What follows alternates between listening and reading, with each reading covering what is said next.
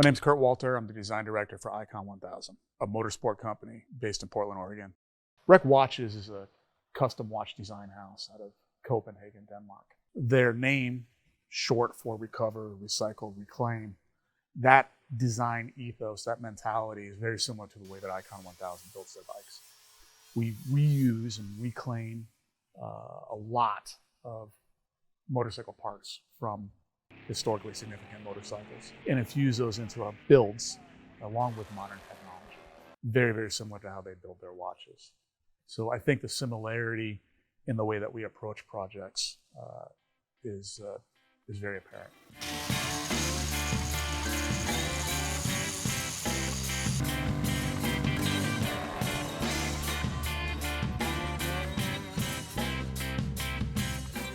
The beauty of the Rec Watch is it allows more than one person to experience what is a one-off. I mean, there is only one of those.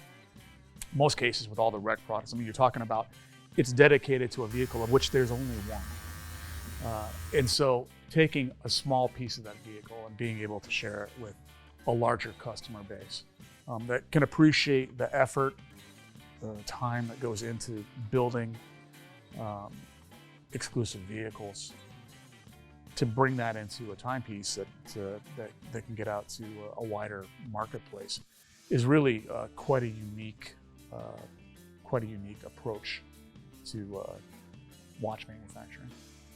When you think about watches and timekeeping, and then you start thinking about motorcycles, I think the connection to drag racing is pretty easy to see. I mean, obviously drag racing, actual timekeeping down to the hundredths of a second is so critical to that good sport.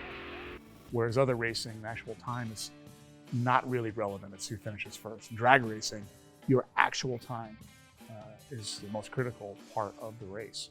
And when Rec approached us about our custom Triumph builds, of which we've had a few, the Speedmaster, the drag racing aspect of the Speedmaster, really seemed to make the most sense and really highlight what Rec was trying to produce. The beauty of the Rec watches is not just aesthetically linked to the vehicle, it doesn't just resemble the vehicle. There's literally a piece of the vehicle inside the watch. And in the case of the Speedmaster, that piece is the stator cover. So on a motorcycle, all your timing components sit below the stator cover. So I thought it was apropos that we use that element of the bike in the actual timepiece.